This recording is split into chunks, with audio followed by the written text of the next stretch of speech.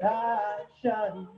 I woke up this morning with my mind stayed on compassion. I woke up this morning with my mind stayed on compassion. Hallelujah, hallelujah, hallelujah. I woke up this morning with my mind stayed on the race. I woke up this morning with my mind stayed on the race.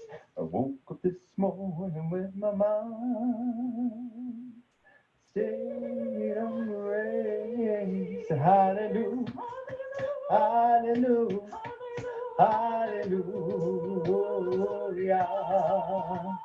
I woke up this morning with my mind stayed on freedom. I woke up this morning with my mind stayed on freedom. I woke up this morning with my mind stayed on freedom. Hallelujah, hallelujah, hallelujah.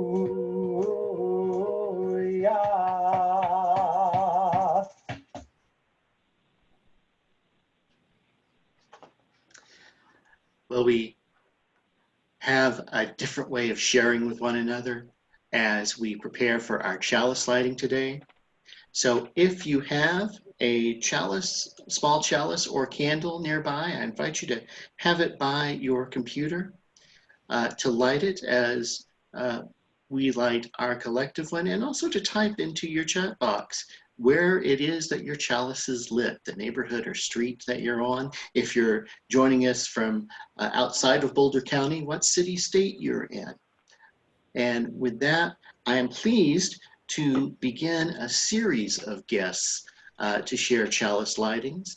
Many of you know that we are in the process of selecting our ministerial search committee for selecting the next settled minister for our congregation. And I'm pleased that all 7 of the people who have been chosen for the slate by our Leadership Development Committee are going to be taking turns over the next 7 Sundays, lighting our chalice and giving us a chance to get to know them better. So I'm pleased today to introduce the first of those, Nicole Ball. Nicole? Good morning, everyone. I've been a member of this church since 2016, and I'm now on the slate for the Ministerial Search Committee, as Eric mentioned. The first time I heard about Unitarian Universalism was when a friend told me that his dad was a UU minister. He explained that at his dad's church, you didn't have to believe in God, but some of the parishioners did. You didn't have to believe that Jesus was the Son of God, or even that he had been a real person, but some people did. As someone who had recently left the Catholic Church, I couldn't understand what held my friend's church together. Didn't churches require some kind of dark doctrine? What exactly was the church doing if it wasn't telling you what to believe? But some years later, when I began to seek out a spiritual community myself, I began to think more seriously about that question. What can a church offer if it doesn't tell you what to believe? Why was I even looking for a church if I didn't want to be told what to think? Of course, a huge part of the answer is that the church provides a community where we like-minded people, because we are in the same ballpark of progressive religion, can share our unique spiritual journeys. This community has provided me with warmth and friendship every Sunday, and has given my children adults that they look up to. It has given me spiritual guidance, which has led me to explore topics I might not have deeply considered otherwise, like the injustices of white supremacy culture. And it has opened me up to practices such as meditation that I also might not have pursued on my own. The church has become even more important to me in this time when we can't meet in person. I'm not sure I'd be strong enough to continue the rituals of meditation, living gratefully, and loving others in practical ways on my own. But with the support of the community, I can engage in these practices. And so I light this candle with gratitude for this church and all that we can accomplish together.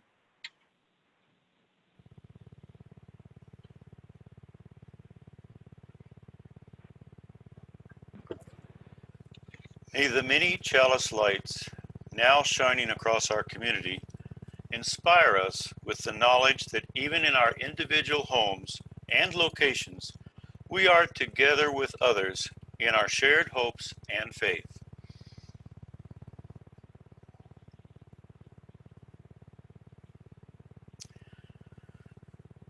We now invite all those gathered in our various locations to unmute your computer, to rise in body or in spirit. Don't unmute just yet. Now I get it.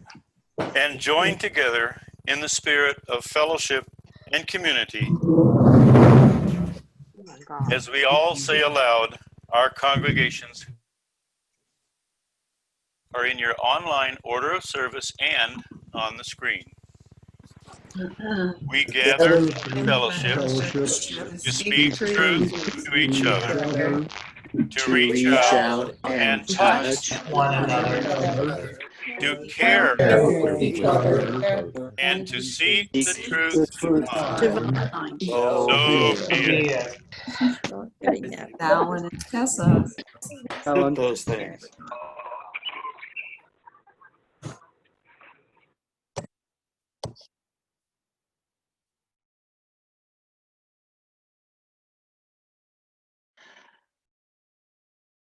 Well, there are times when we just can't do much else but deal with our frustrations in the moment, especially frustrations over the injustices around us.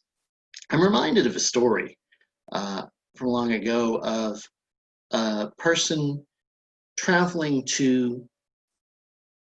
away from his home to a city that he had visited many times before that had special meaning for him. And this was a young person who had previously led a life that many from the outside would consider pretty unremarkable. But he was starting to get some notoriety, both in positive ways, and there were many who were glad to see him visiting this city, but also in negative ways. And others were far less glad to see him around.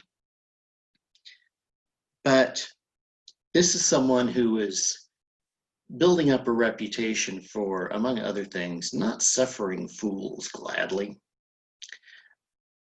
And that became all the more prominent the day after he arrived in the city, where he visited one of his favorite places there. It's a place he had visited several times, even in his childhood. But it looked so different to him now, because suddenly this beautiful, striking building that he was trying to enter was surrounded by merchants. People set up at their various tables, selling their wares, and offering all kinds of goods and services to the people who were around.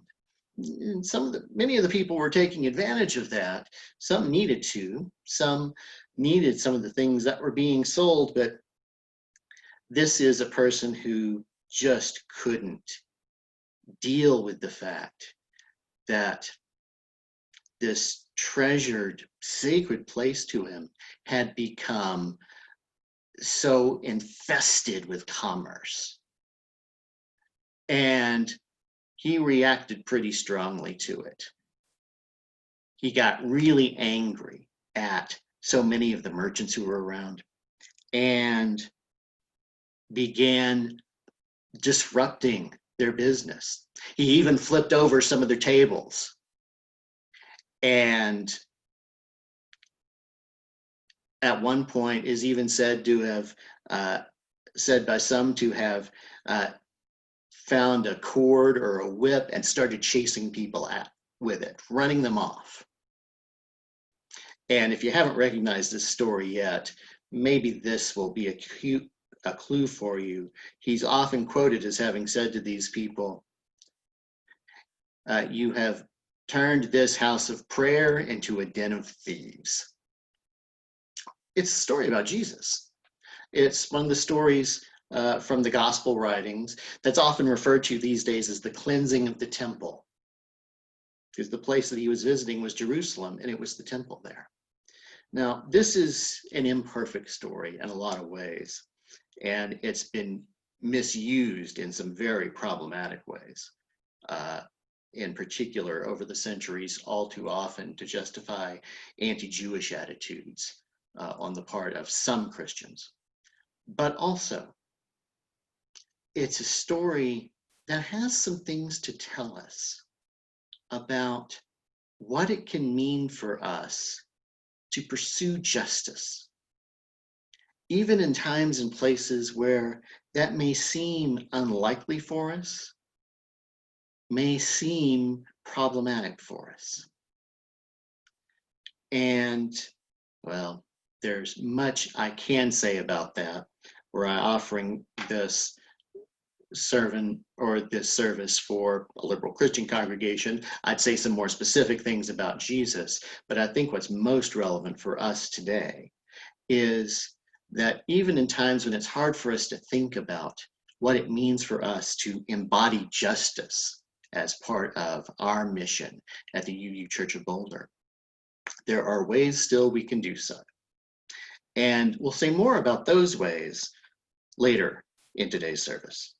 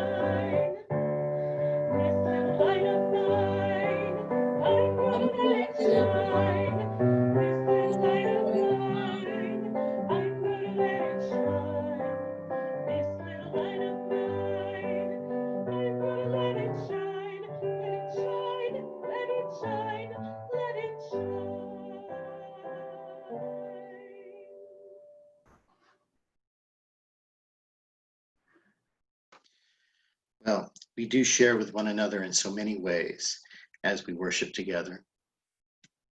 And we have a new way in this time of virtual worship for engaging in that sharing, for sharing the blessings and the concerns that we carry with us, the life transitions that may have impacted us in recent days. So if you come to this time of worship with concerns and or blessings, I invite you to open the chat function on this Zoom room we're gathered in. It's found near the bottom of your screen, and in that chat box, type the word blessing or the word concern, or both, as relevant. And while we don't have time to share details, you can, if your blessing or concern involves another person or people, briefly type who they are as well. And in doing so, may the symbolic sharing lessen the weight of our concerns, and may it amplify the impact of our blessings. Please share now.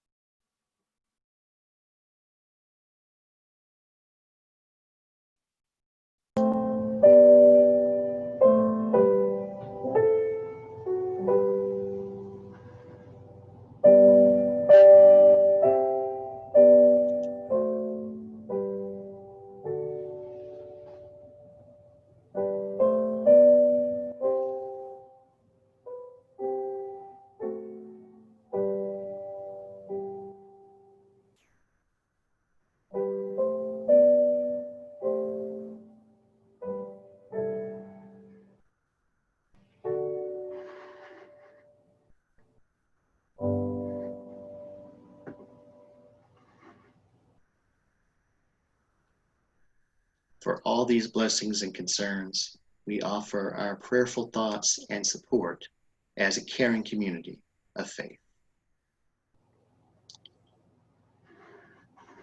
Good morning, everyone. I invite us now into a spirit of meditation as we settle in to our breathing at the sound of the bell.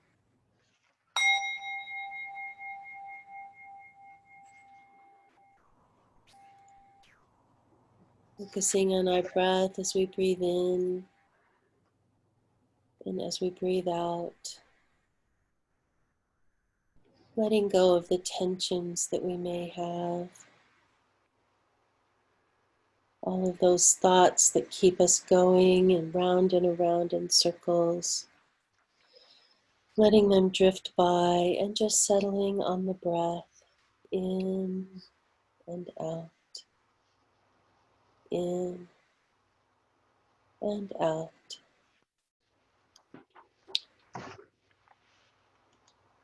As we calm down into this present moment, being together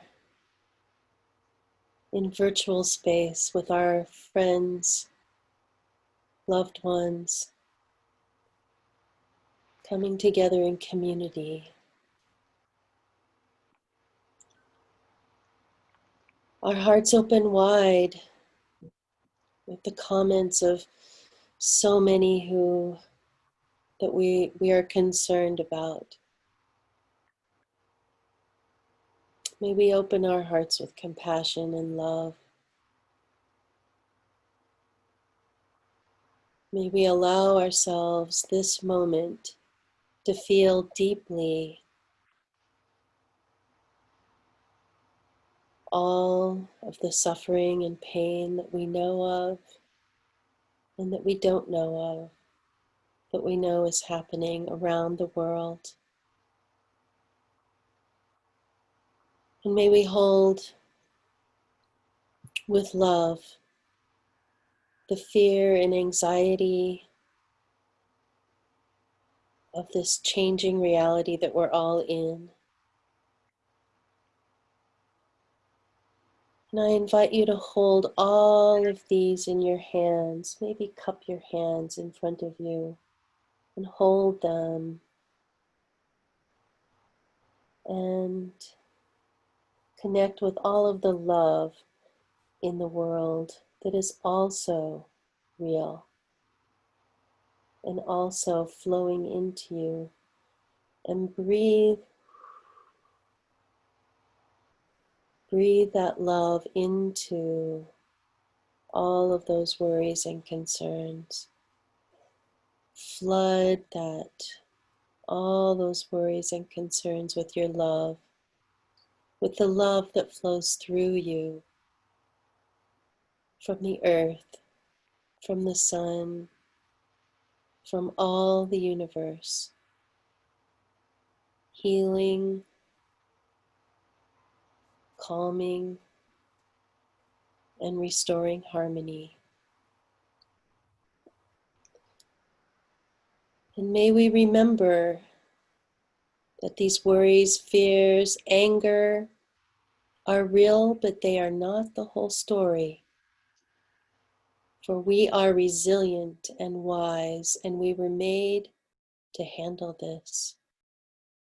The DNA that runs through our being pulses with the same capacity of our ancestors to overcome adversity. May this be a time when perspectives are shifting and priorities are realigning in beautiful and healing ways for not only ourselves, but for the planet. And in the midst of this adversity, we are surrounded by miracles unfolding in front of our eyes, even with every breath. So remember, my friends, there is more to the story. And let us dream a new future as we heal the present moment. with our love. May it be so. Amen.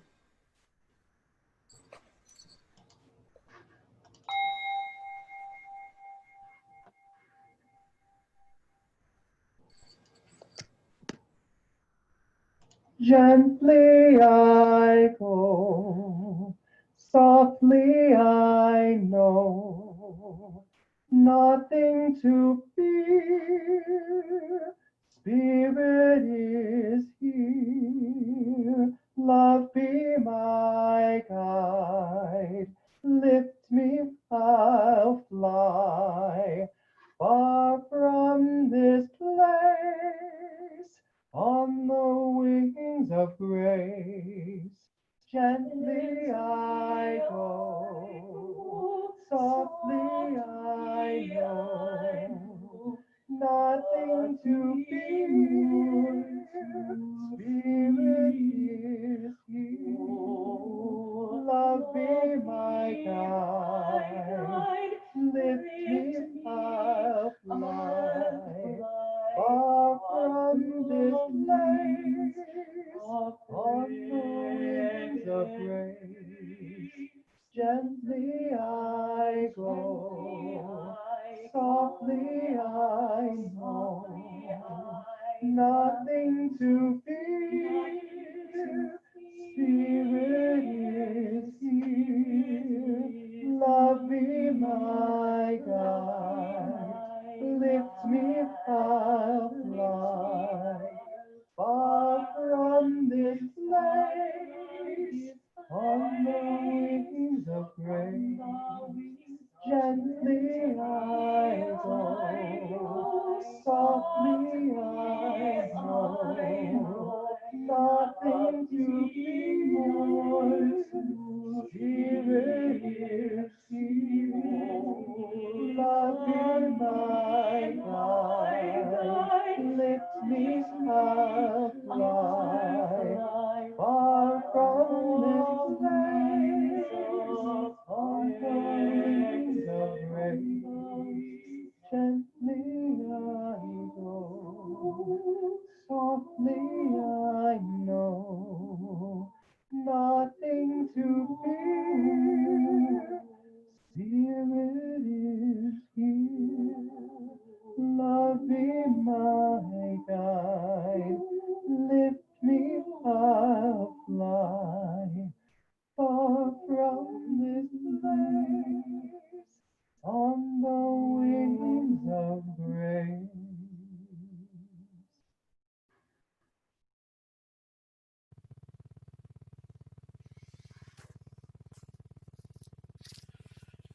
Today's reading is by Central American journalist Caceres from his column entitled Cleansing the Temple, Jesus' Act of Social Protest. He writes, "If we simply interpret the cleansing of the temple story in the traditional manner, all you have is a critique against defiling a holy place of worship, a physical structure made of stone. The assumption is that somehow the source of the universe, of all creation, is offended by a few businessmen. However, if we interpret the story from the standpoint of opposing the domination of the people by a small elite class and truly establishing the kingdom of God on earth in the here and now, then the message is clear. We are called to transform our world by seeking justice, a fair distribution of the resources that God has temporarily lent us."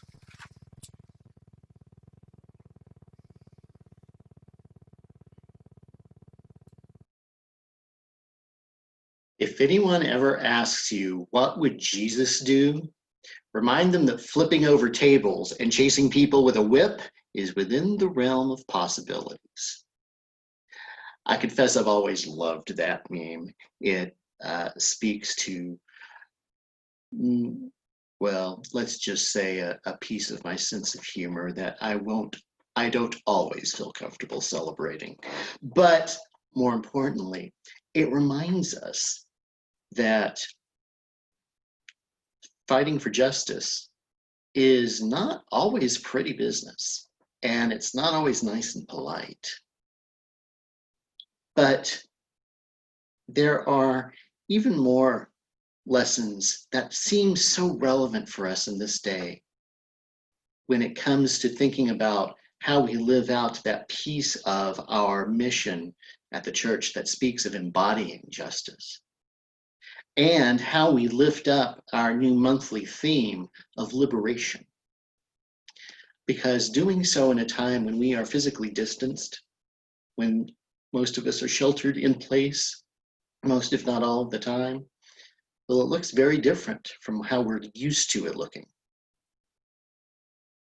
And it can be hard to focus on themes of justice while distancing. The other parts of our mission statement, sure. Connecting bravely, we've been doing online in so many ways. Finding ways to deepen our spirituality even as we're apart physically. And certainly continuing always to love one another. But embodying justice, well, it may not look familiar. We may not all be gathering out in the streets for a protest. But there are still ways that we can engage, that we can embody the justice that we call for in our world. And I actually think there are some lessons in this old story about the cleansing of the temple. Because it is, as the reading pointed out, not about the physical building. For we ourselves are not in the physical building we're used to being in on Sunday morning. But there's still things that we can do. And I'm particularly struck by the ways that Jesus was challenging the rampant consumerism that was being exercised by the money changers and the merchants that were gathered just outside the temple, actually, in a place known as the Court of the Gentiles.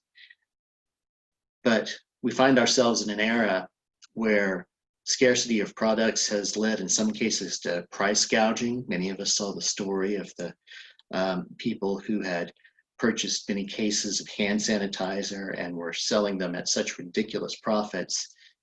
They actually got put to a stop and ended up getting socially pressured into giving away the rest of the hand sanitizer to those who needed it. Those are important lessons for us as we're dealing with some of these issues. And also the importance of lifting up those who have been so often pushed to the margins. Some of us have the privileges that make it easier for us to stay at home, to socially distance, to have access to the masks that we're now all being asked to wear in public, etc.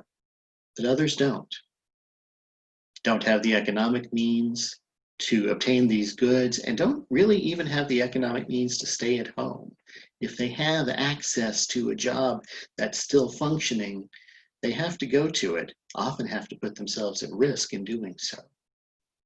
And so finding ways that we can support those who've been marginalized, including those who have far less access. I think of so many of those in the immigrant community, the undocumented community, and certainly this includes our friend Ingrid and her family, who we're sad not to get to see in person in the same way that we're, that we're used to at church, but also those who are in detention centers, some of which are having to deal with outbreaks of coronavirus. But particularly, what strikes me about that story from the Gospels, and it must have been an important story to the early Christians, for it was in all four of the Gospel writings that ended up in the Bible. And that's not true of many of the biblical stories about Jesus. So clearly this was important to these early worshipers. But the story concluded in many of its versions with Jesus bringing it back to healing. Because after he had chased the money changers with the whip and flipped over their tables, he invited people in need of healing to come and receive it. Healing is so very much in our mind today. And we know so many in such need of healing. And we know that those who offer healing, our healthcare professionals, are in such need of support in these days. There are opportunities for us available online and in other ways to support healthcare workers, to support immigrants, those in detention centers, to support those who are struggling economically in the face of rising prices and so often loss of or reduction of jobs. There are real challenges that we face in these times. And while for some of us they feel overwhelming, there are others of us who have opportunities now to find ways to reach out and to support those in our larger community who we may not be getting to see face to face, or at most only occasionally see over a video screen. But when we can reach out and support one another, even on an individual basis, we're still finding ways to lift up a degree of greater justice in our community that is still, and in some ways even more so, in such need of it. So I'm inspired by this story, not because of any of its sacred implications, but because it has something to say to me today about how I can live my life and how I can support others in living into a more just world, even during these harrowing times. And I pray that all of us can find ways to support ourselves and to support one another in seeking more of that justice for us all. So may it be for us all. Amen.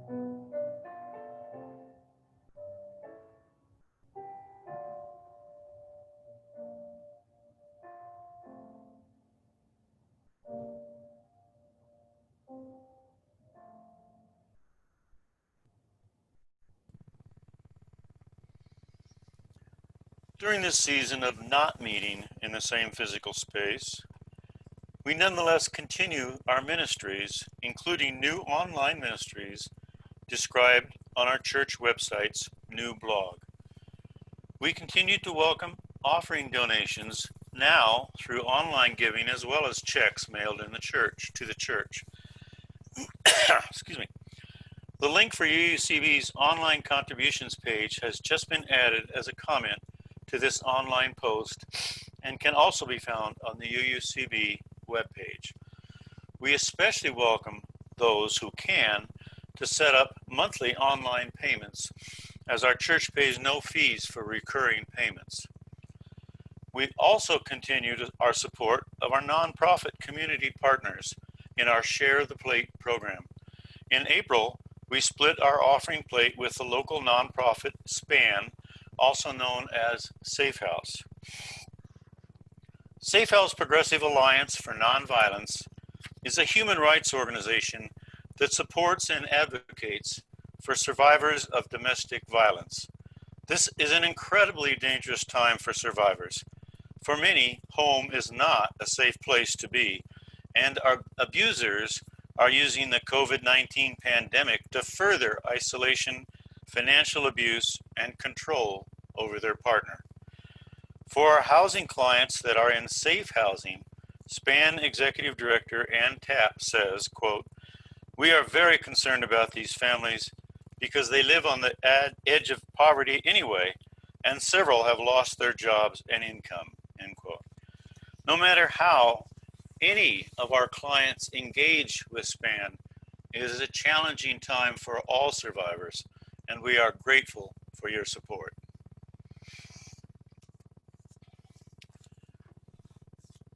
May we be as generous as we can. We will now receive the offering.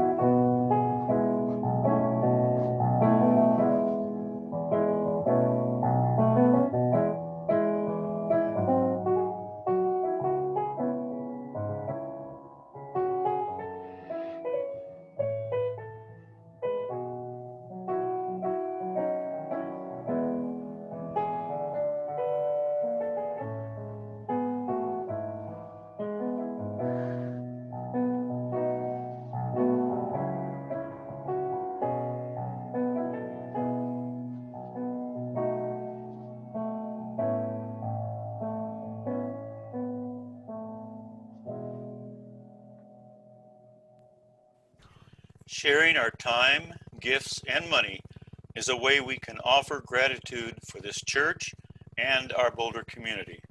Thank you for sharing.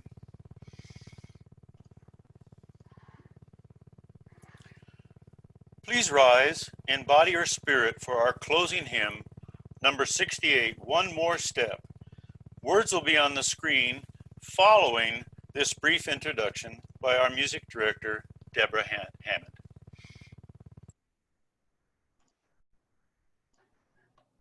Good morning, everybody. I am really happy to be able to offer you a live rendition of a hymn here. And I hope that you all find the words of this hymn encouraging during this time. To also remind us all, myself included, that singing, the act of singing, is very healing for the body and the soul. And if you are not inclined to sing the words out loud, go ahead and hum along, and whatever you feel comfortable with. Put your hands on your heart or whatever makes you feel settled and comfortable. I'll play the introduction and we can hum along.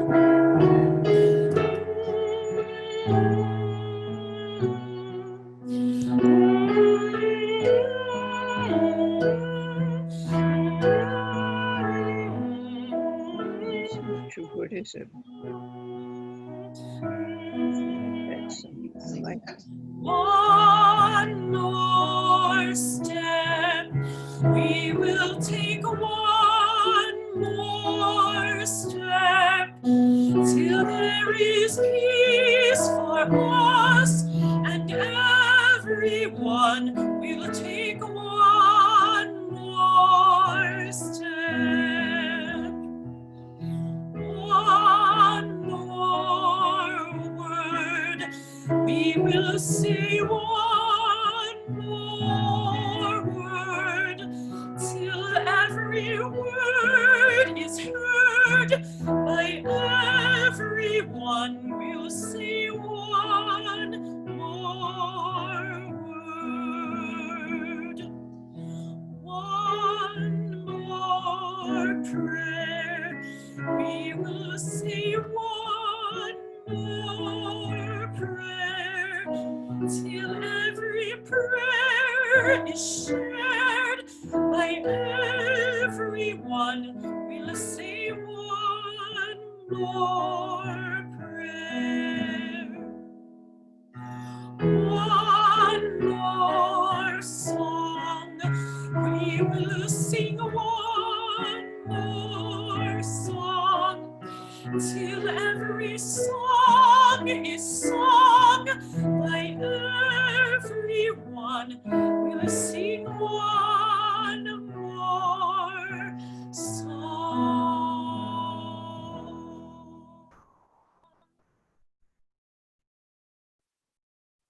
And so, as we extinguish the flames in our various individual chalices and candles at home, I invite us to go forth from this sacred time in the many places where we have gathered, knowing ourselves to be graced with blessings, blessings of freedom, blessings of wholeness.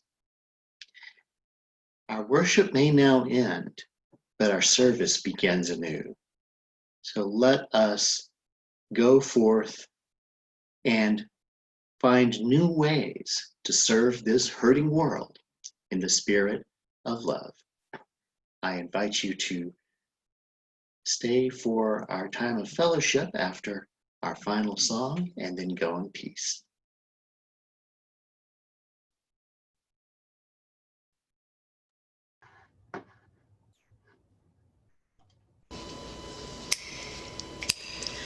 You gotta put one foot in front of the other and lead with love. Put one foot in front of the other and lead with love. You gotta put one foot in front of the other and lead with love. Put one foot in front of the other and lead with love. You gotta put one foot in front of the other and lead with love. Put one foot in front of the other and lead with love.